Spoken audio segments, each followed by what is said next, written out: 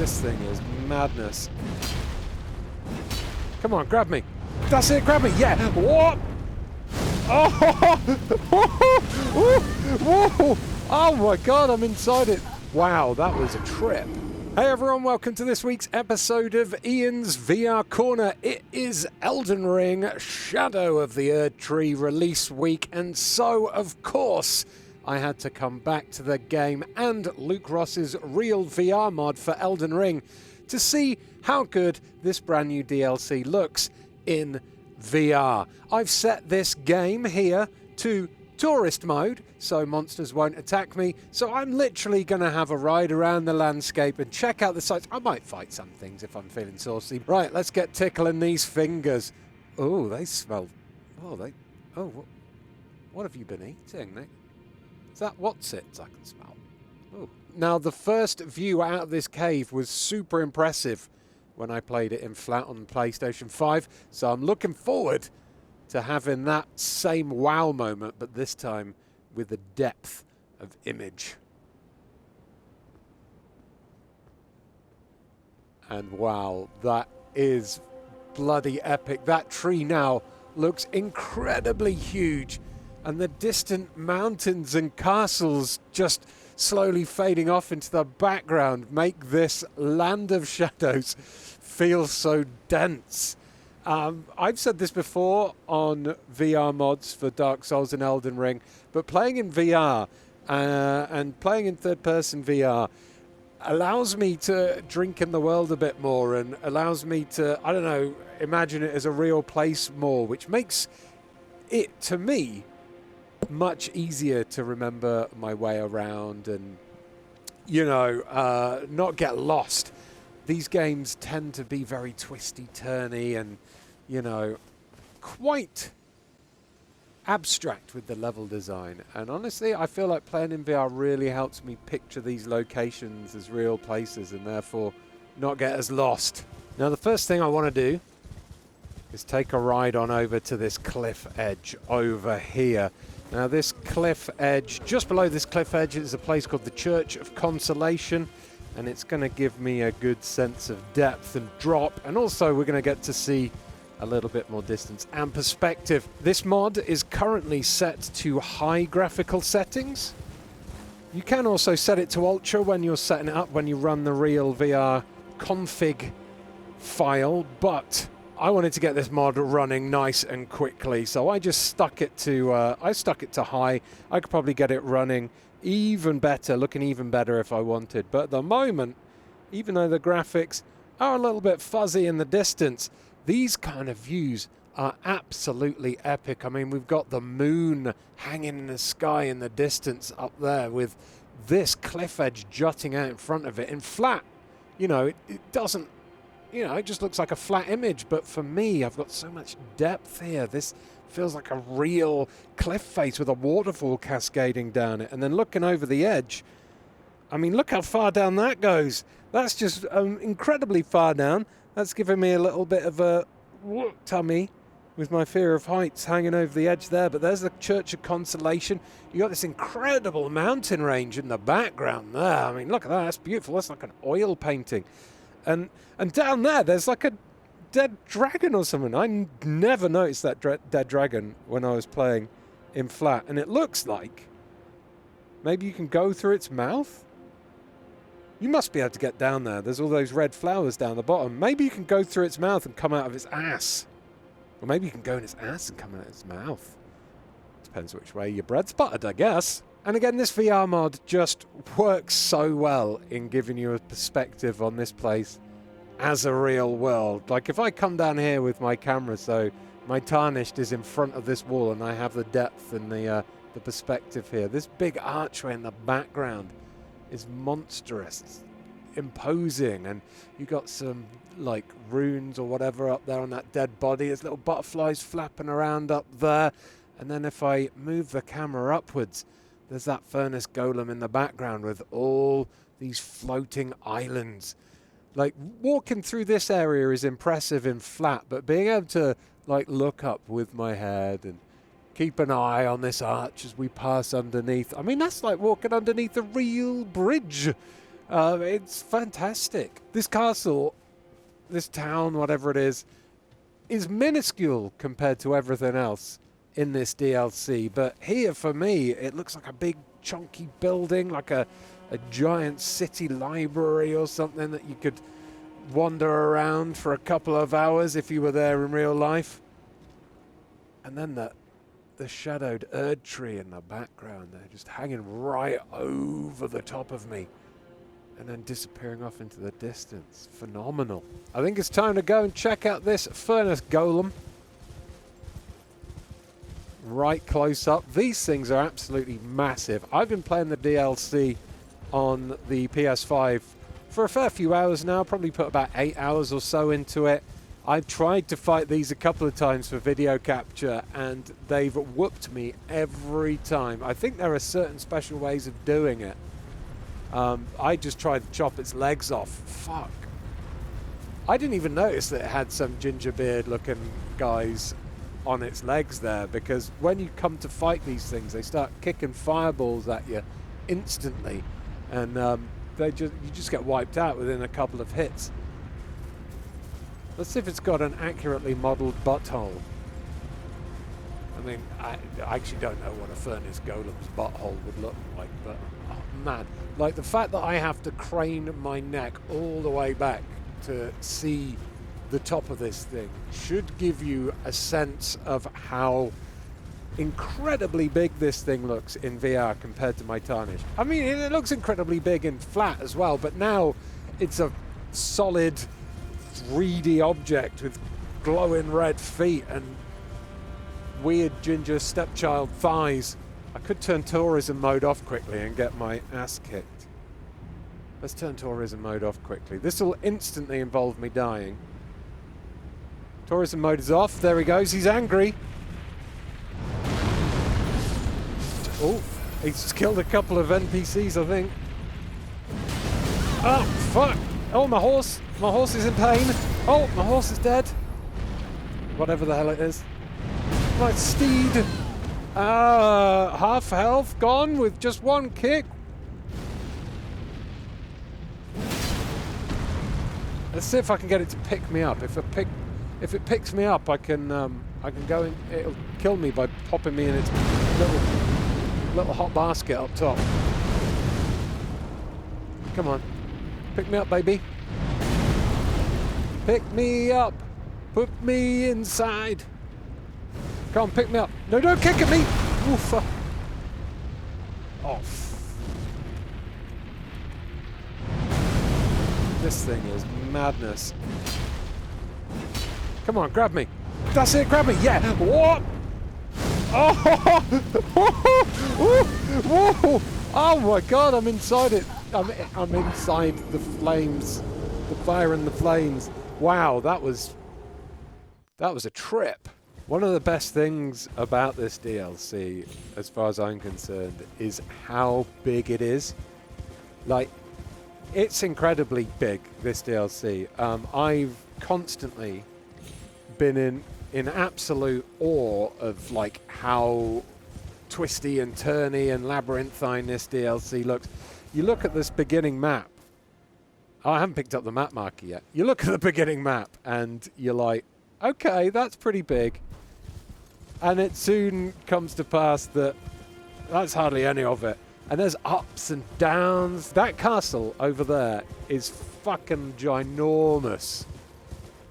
And this archway as well. This archway is one of the first directions you need to go when you're playing the DLC. The Michaela's crosses that you find dotted around. These things here.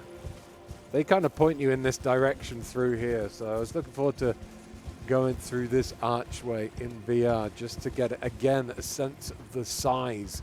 Like when you're playing in flat, you kind of just accept Elden Ring. Architecture is weird, but now I'm seeing it in VR and looking up. I'm kind of thinking, not only is it weird, but who built this? Who made this big hole through this cliff wall and then built these big structures? Like what? What was going through their minds? These giant pillars, how did this all look before it was all crumbling? It's bonkers. Now, the trouble is, because I've been playing this game for quite a while, I've unlocked quite a lot of stuff. I've been to a lot of places, and I've seen a lot of incredible views, which I really want to try it in VR, but at the same time, I don't want to spoil for people who haven't played Elden Ring yet, because just discovering them for yourself is kind of epic. But I will say that coming from up here after a battle, you get just the best view up here, and then down here a ways you can get into a place called the Cerulean Coast. And the Cerulean Coast, when I entered the Cerulean Coast, it took my breath away. Just the colours and the vibrancy, and wow, yeah. So keep an eye out if you're playing this in flat or VR. Just keep an eye out for those big wow moments when you're coming out into new areas, because they are super special. I love that I can get super close to this scorpion thing now. Let's check out its stinger right close up. Like, these things I was just killing or running away from in flat, but now, you know, I can check out the textures on its stinger there. Check out, like, it's all got fur and spikes on its claws. Look at its horrible little mandibles. Look at you. Are you look at you. Do scorpions have these many eyes, or is this like a spider mixed with a scorpion? I don't know. And as I always say, flat to VR mods give you the opportunity to really drink in the assets and just get absorbed in the world that the developers have built. I mean, this little sleeping monk boy thing, I just walked past these in flat, but now I can, like, you know, I didn't even really pay attention to the fact that they had a face to them. They've also got, like, hair hanging down, coming through the bandages or the wraps on their head, whatever they are. I love that the little candle's perched there on its legs. You've got the frayed material. So much attention to detail that you often just wander past in flat. Again, look, I never noticed that there was, like, incense smoke coming off these, whatever they are, bongs. I don't know. I played through a very large portion of Dark Souls in VR on my personal channel, Platform 32, and I stopped. The only reason I stopped is because my PC crashed and I couldn't get the mod to work, and then I just never went back to it. Otherwise, I would have completed it, because playing these games in VR like this is really good. A lot of people complain about third-person VR when I feature third-person VR videos and playing with controllers and not motion controls. They say it's not immersive. This is super immersive. I'm sorry, but I'm in a fucking Elden Ring DLC castle. Not only is it super immersive, though, it actually kind of makes these games a bit easier. You can choose to play this in first person if you want. It makes the combat pretty much impossible. But if you play it in third-person view, in VR like this, as I said, it makes the world much easier to understand. So I don't get as lost, I don't get as confused, I don't think, have I been here before, what's going on? It's like I'm in a real place, so it's easier to understand the world. But also, because I'm in VR and I can see around, I can move my head quicker, I can attack things while looking this way and that. I actually don't get surprised by enemies as much. Elden Ring often, or Dark Souls, or Soulsborne's game in general, they often have these enemies that kind of hide behind walls, or that, you know, mob you. You get loads attacking you at once and overwhelm you. With the DLC looking like this, it is so much easier to handle multiple opponents and fight and dodge. Ooh, he says. Yeah, it's honestly, it's such a good way to play these games with Luke Ross's mod. This is another example of, like, A game that you wouldn't think would come to VR, but just works really well in VR. And I would kill for an official kind of VR port of this. Stick this on PlayStation VR 2. Play it with a controller. No motion controls, just give you the VR option like we've got here. Oh, I died. And that would breathe so much life into the PlayStation VR 2. Okay, I'm gonna go over the bridge towards Castle Ensis, because the bridge towards Castle Ensis is really fun. Look at that view. So impressive. Now, when I played this in flat, there's a portion on the map that's above that ridge line, which I really wanted to get to, because it looked like you could on the map, but I don't think you can from this area. But in flat, because I couldn't tell the depth of the image as well, I was hunting along the side of this ridgeline for a way up. But I can see here clearly, because of the perspective between this cliff line here and that big cliff line there, that there is no way up. Would have saved me a lot of time. Before I go over that, though, I mean, let's have a look at this tree. It's all these weird, twisted, dry branches now all jutting out each direction. All the little bits hanging down. Yes, there's a few problems with alternate eye rendering and the real VR mods visually. You get a flicker of the assets a bit when you move the camera around due to the alternate eye rendering on close-up thin objects like the swords and like the antlers there. But for the distance, it's really cool. Down there is a big dragon, which I'm tempted to go visit, but I mean, I'm gonna stick to my guns and go across the bridge. But look at these, like, you know what? I called them floating islands earlier because when I'm playing them in flat, I thought they were floating. But here I can see that they're kind of stood up on giant pillars. And look at that. There's kind of like thorns or something over the side of that building there. That's great. And I love the way these, I think they're feathers or maybe reeds blowing in the breeze. Again, giving a bit of depth to the image, making the world feel a bit more alive. You know, there's wind blowing around. We're on this open plain. And just this little village in the distance now. I mean, man, I'd be tempted to play through this entire game in VR again. Like, I've completed Elden Ring once on PS5 and nearly completed it on New Game Plus as well. I'm glad I didn't, because I was okay for the DLC when it turned up, but just to be able to relive all the incredible sights and scenes and set pieces like this would be awesome. Now, the reason I wanted to do this bridge is because there is a catapult at the bottom there, a ballista, that would have started firing at me if I wasn't in tourist mode. There we go. Shit. I've turned tourist mode back on it. Am I? Yeah.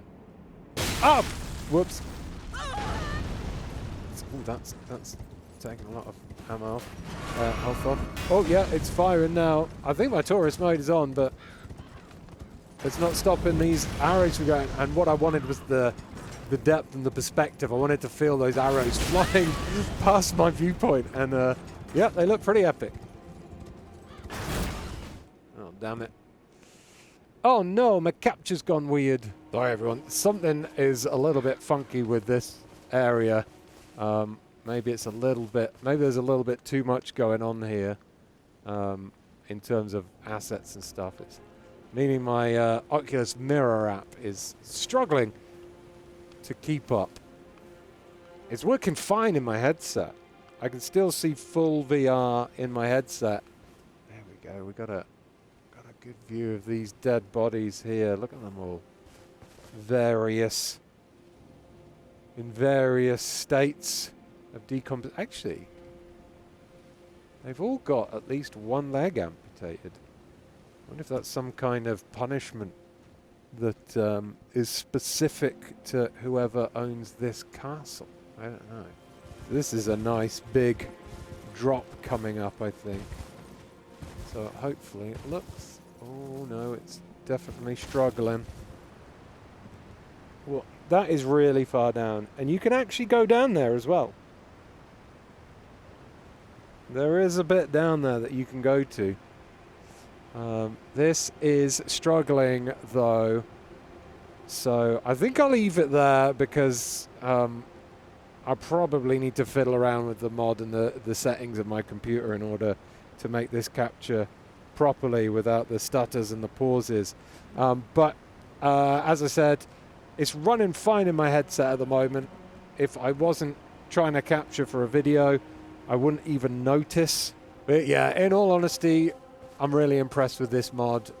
Again, Lucross has just updated it, of course, so that it does work with the brand new update, the brand new DLC, as you can see. And I would thoroughly recommend giving it a download and giving it a go if, one, you're already subscribed to Luke's Patreon and you can get access to his newest update, and two, if you're an Elden Ring fan and you have the Elden Ring Shadow of the Erdtree DLC on PC. It's just an amazing world that From Software have built. And to be able to be in it in VR feels even more like you're a part of it. There's too much of this world that I want to explore and look at. It's incredible. Honestly, if you have the chance to try this in VR, give it a go in tourism mode. Just wander around and have a look. It's beautiful. Anyway, thank you so much for checking out this episode of Ian's VR Corner. Sorry it was a bit short. Sorry it was a little bit dodgy in terms of the visuals pausing occasionally.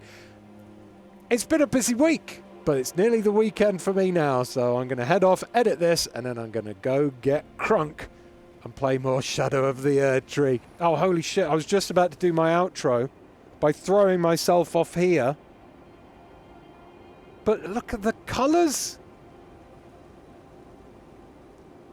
Look at that place. That's the cerulean coast down there. I think the blue thing. I don't know what this area is down here with all the reds. There's a furnace golem down there. It's incredible. It's bonkers. I hope that hasn't paused. Oh, it looks like it's still going. Listen, have an awesome time playing Shadow of the Erdtree.